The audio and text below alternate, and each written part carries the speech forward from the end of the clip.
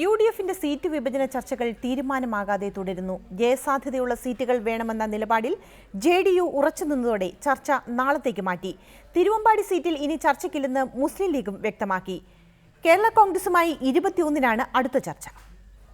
എലത്തൂർ, മട്ടന്നൂർ, നേമം എന്നീ 3 സീറ്റുകൾക്ക് പകരം ജയസാധ്യതയുള്ള സീറ്റുകൾ വേണമെന്ന കടുത്ത നിലപാടിലാണ് JDU.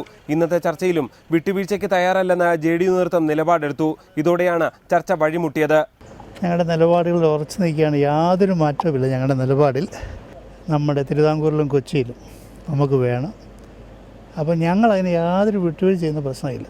വാമനപുരം, കോവളം, കായംകുളം, ചാലക്കുടി എന്നീ സീറ്റുകളാണ് പകരം സീറ്റുകളായി JDU ചോദിച്ചത്.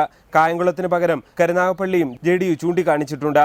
ഏതായാലും നാളത്തെ KPCC യോഗത്തിന് ശേഷം കോൺഗ്രസ് നിലപാട് അറിയിക്കും. അതിനിടെ തിരുവമ്പാടിയിൽ ഇനി ചർച്ചയ്ക്കില്ലെന്ന് മുസ്ലിം ലീഗ് നേതാവ് PK കുഞ്ഞാലിക്കുട്ടി പറഞ്ഞു. മറ്റ് കക്ഷികളുമായുള്ള ചർച്ചയ്ക്ക് ശേഷം വെച്ചുമാറേണ്ട സീറ്റുകളിൽ ലീഗ് കോൺഗ്രസ് ചർച്ച നടക്കും. പ്രഖ്യാപിച്ച സീറ്റുകളിൽ ഇനി ചർച്ച ഓപ്പൺ ചെയ്യുന്നു.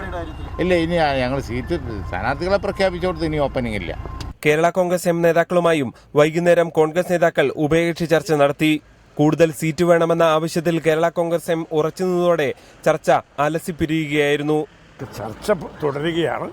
21-ാം തീയതി തുടർന്ന് ചർച്ചയുണ്ട്. അത് കഴിഞ്ഞിട്ടൊക്കെ പറയാനായിട്ടു. അതിനിടെ മുഖ്യമന്ത്രി ഉമ്മൻചാണ്ടി രാവിലെ AK ആന്റണിയുമായി കൂടിക്കാഴ്ച നടത്തി. സീറ്റ് വിഭജനം വൈകിയാൽ തെരഞ്ഞെടുപ്പിൽ ബാധിക്കുമെന്ന മുന്നറിയിപ്പ് AK ആന്റണി കോൺഗ്രസ് നേതൃത്വത്തിന് നൽകിയതായാണ് സൂചന. G. ശ്രീജിത്ത്, റിപ്പോർട്ടർ, തിരുവനന്തപുരം.